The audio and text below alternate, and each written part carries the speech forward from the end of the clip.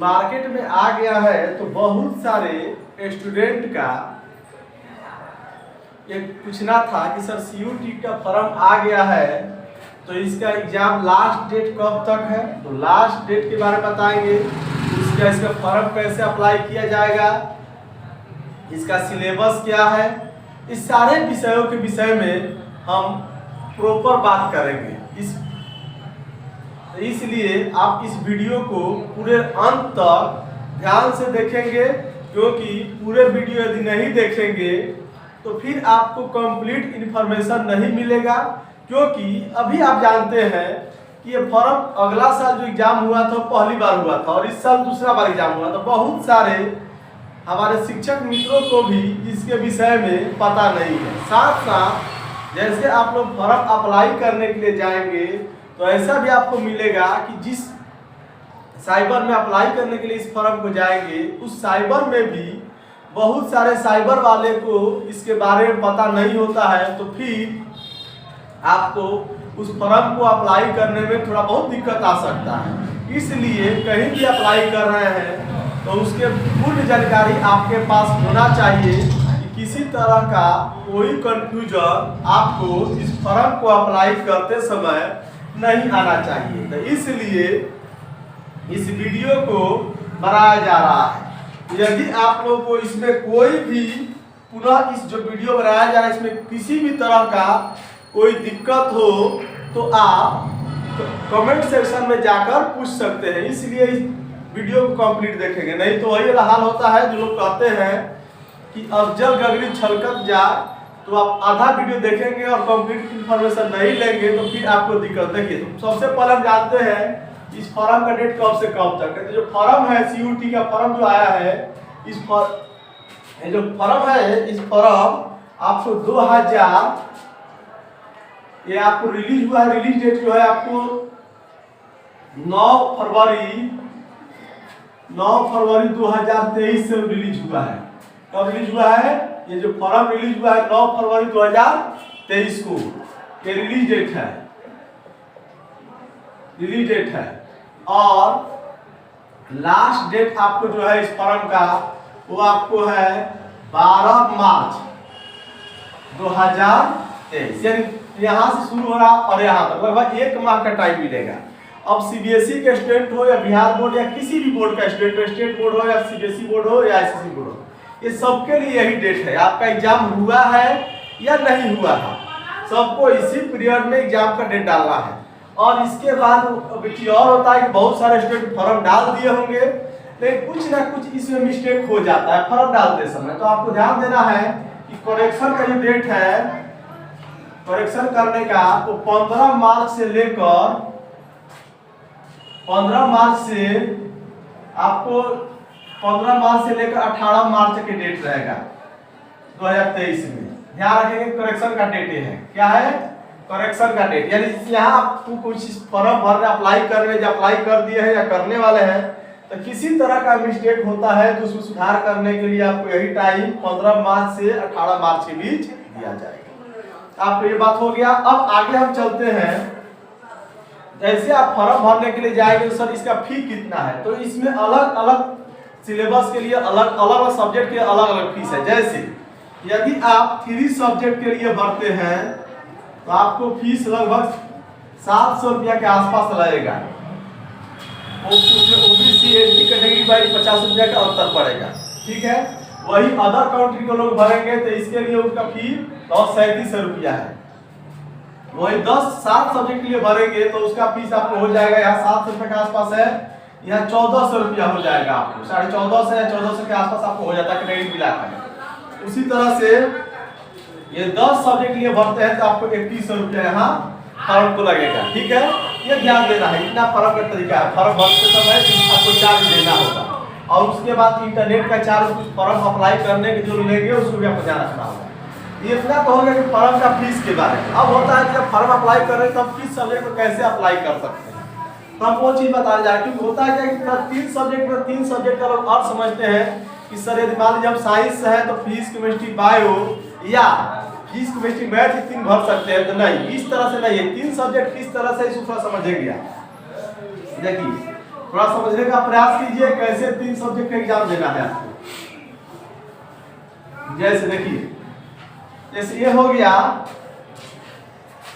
अब 3 सब्जेक्ट जो एग्जाम होगा, जैसे मान लीजिए आप साइंस से है, तो साइंस है तो इसमें आपको पीसीएमबी होगा, पीसीएमबी, पीसीएम और एक होगा पीसीएम, पीसीबी, पीसीबी यानी physics chemistry math, physics chemistry biology. तो जैसे आप फिजिक्स केमिस्ट्री बायोलॉजी है, इसमें आपको जो फॉर्म अप्लाई करना है तो 3 सब्जेक्ट अप्लाई करेंगे। 3 सब्जेक्ट कैसे अप्लाई देखिए, एक आपको लैंग्वेज हो जाएगा, एक आपको लैंग्वेज हो जाएगा, लैंग्वेज में आपको हिंदी इंग्लिश कुछ भी हो सकता है पहला। दूसरा जो पार्ट होगा इसमें पीसीएम का ग्रुप रहेगा, फिजिक्स केमिस्ट्री मैथ रहेगा। यहाँ क्या रहेगा, पीसीएम दूसरा सब्जेक्ट, पहला सब्जेक्ट हो गया, दूसरा सब्जेक्ट, और तीसरा सब्जेक्ट जो आपको रहेगा पीसी रहेगा, फिजिक्स केमिस्ट्री रहेगा, और तीसरा सब्जेक्ट जो आपको रहेगा, तीसरा सब्जेक्ट पीसीएम, दूसरा सब्जेक्ट, तीसरा सब्जेक्ट जो आपको रहेगा इसमें मैथ का कुछ पार्ट रहेगा और साथ साथ जनरल अवेयरनेस रहेगा।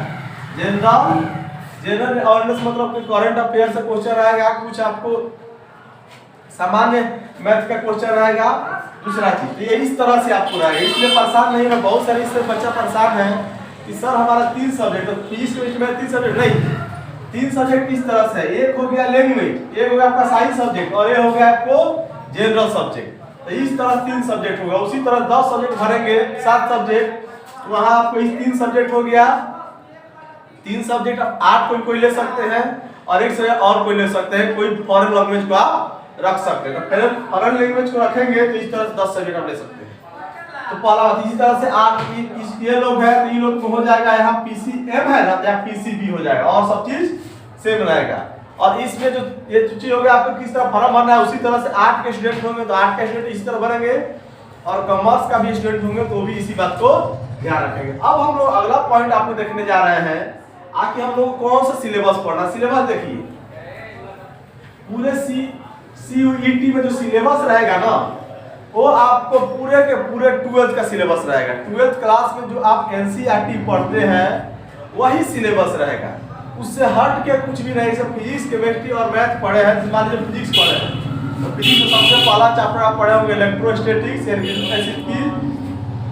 Current, magnet, light, basic current और मोटर, इस तरह से चैप्टर पढ़े होंगे। तो यही चैप्टर आपको 12th के जो सीयूईटी होगा, सीयूईटी में आपको यही सिलेबस रहेगा। उस तरह से मैथ में भी, उस तरह से फिजिक्स में भी, उस तरह से केमिस्ट्री में भी। इसमें 11th का सिलेबस नहीं रहेगा। हाँ, यूनिट डायमेंशन 12 से रिलेटेड ही पूछा जाएगा। यूनिट डायमेंशन क्वेश्चन भी रहेगा, तो जैसे पूछा जाएगा कि इलेक्ट्रिक डाइपोल का यूनिट क्या है, इस तरह से पूछा जाएगा। सारे जो भी पूछा जाएगा 100% 12th का सिलेबस, और 12th के सिलेबस पूछने के साथ साथ क्वेश्चन जो रहेगा 12 से ही रहेगा, और आपको उसमें से प्रॉपर बुक फॉलो किया जाएगा एनसीईआरटी।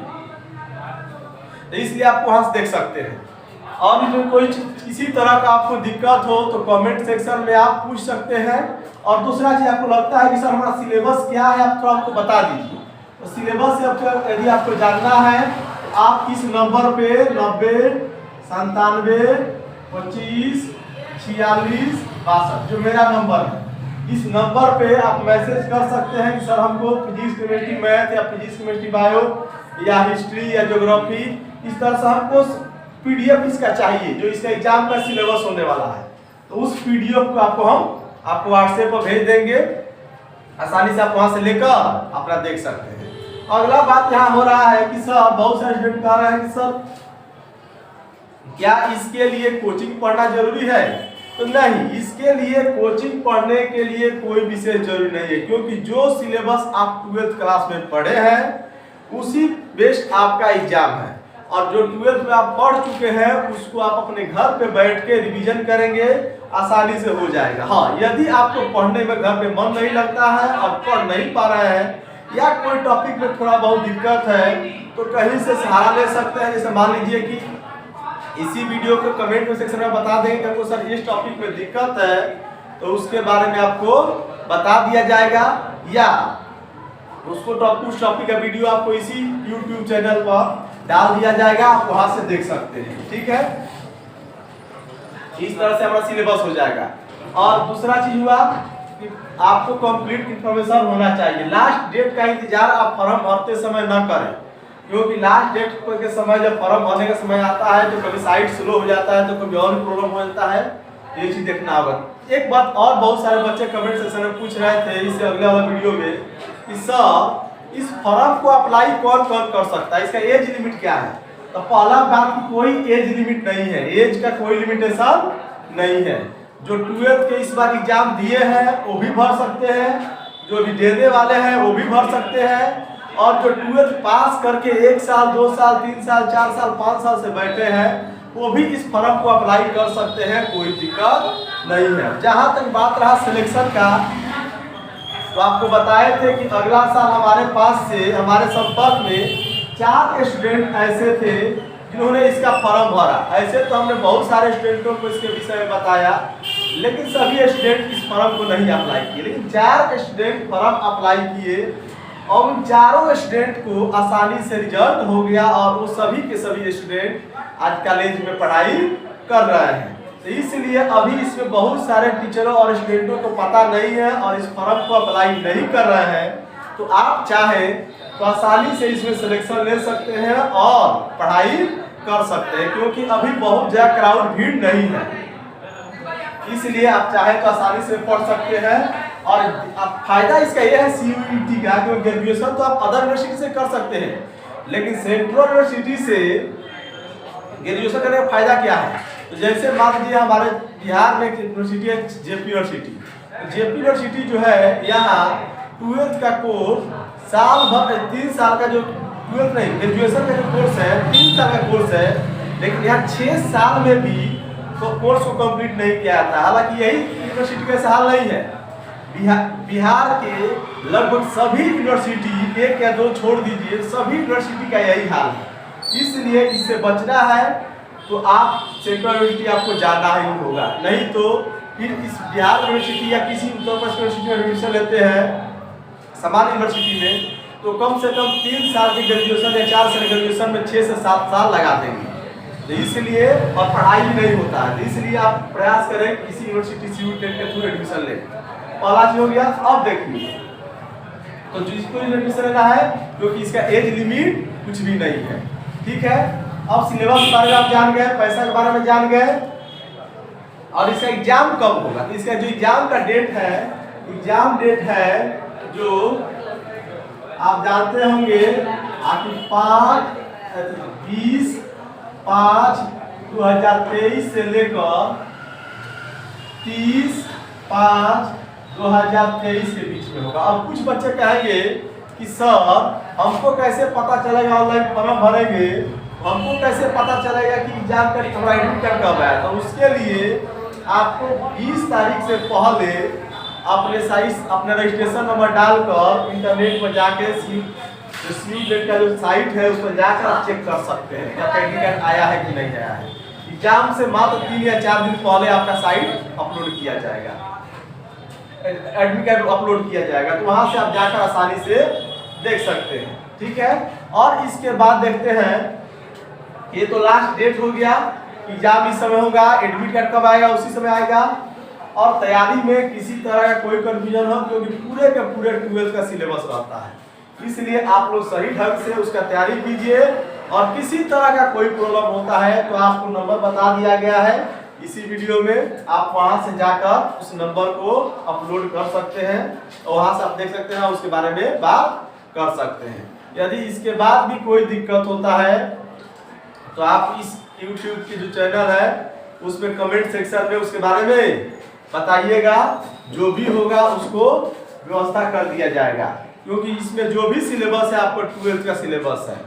और भी किसी को कोई दिक्कत होगा तो आप इसके बारे में, और इसके बारे में यदि कोई दोस्त आपको पूछते हैं तो उनसे भी इस वीडियो को आप शेयर कर सकते हैं, सब्सक्राइब कर लीजिए और लाइक भी कर दीजिए। और यदि आपको इन्फॉर्मेशन कंप्लीट लगा हो तो इसके बारे में आगे भी जो वीडियो बनाया गया है और आगे भी इससे रिलेटेड जो इन्फॉर्मेशन आएगा आपको बताया जाएगा, या दूसरे भी किसी एग्जाम के बारे में यदि आपको जानना है, जैसे क्लेट हो गया, JEE मेन हो गया, नीट हो गया, SCRA हो गया, NDA हो गया, बहुत सारे के सारे एग्जाम 12th बेस पर है, उस सारे एग्जाम में किसके बारे में जानना है आप कमेंट में लिख सकते हैं, उसके बारे में आपको डिटेल से बताया जाएगा। चलिए, जय हिंद, जय भारत।